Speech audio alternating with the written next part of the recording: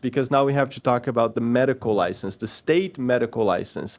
Juliana is starting in Massachusetts, so she had to apply to the Massachusetts Board of Medicine. Juliana, what was the process for getting the medical license in Massachusetts? All right, so your program liaison also creates an account for you in the website of the medical board, and you will receive something in an email. You have to fill out the things there. It's pretty standard, but then at some point they're going to ask you if you want your medical credentials verified by a third party. That's usually the FCVS, I think that's what it's called. Yep. And you have the option of doing everything yourself with your medical school. It's significantly cheaper, but I don't know the steps for that. And I don't really know if there's a place that you can get all the steps. Let me just add something else about FCVS.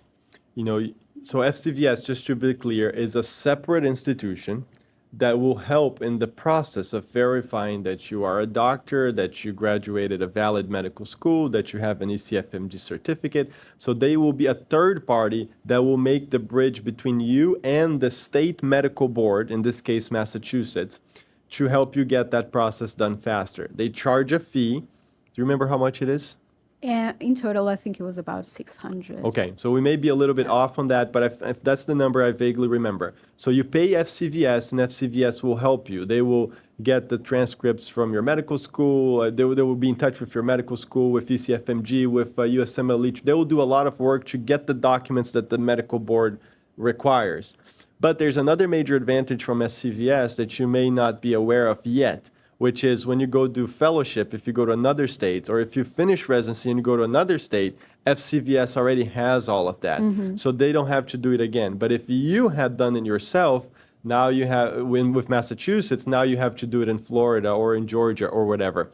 So I also, for the first half of my career until fellowship, I did it in Florida, I did it in Maryland, myself with the board, and that was such a pain. And then eventually I said, I'm just going to pay the fee and get it done with FCVS. And then FCVS helped me in Massachusetts. But then I haven't needed it anymore because I've been in Massachusetts ever since.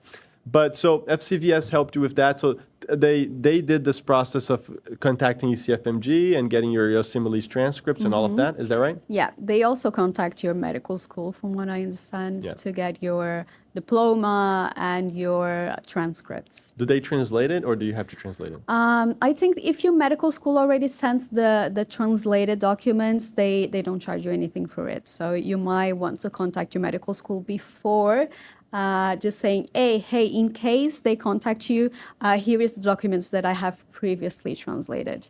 Great.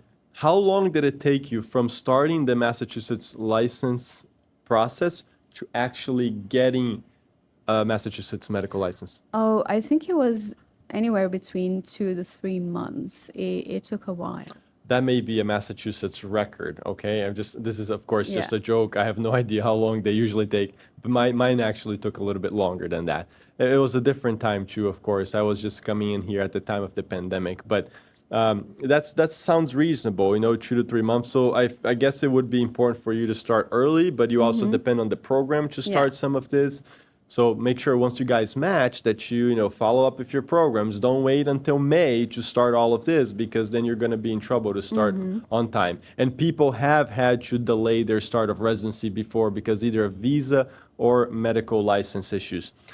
This license that you got from Massachusetts, how long is it valid for? I think it's just valid for 1 year, and then you have to keep updating it. Yeah. Well, I don't remember how long the trainee license is in Massachusetts. It might be, the 1 year might be just because it's your first one and that they will renew it for a longer time. But for attendings, like I finished my trainee, so it's for my Massachusetts medical license expires every 2 years on the month of your birthday. So every 2 years you have to reapply for the state medical license. I don't know if it's just my first year or because I'm in a preliminary year. Because I'm going to do first year of intern year in internal medicine, and then I'm going to do my 3 years in neurology.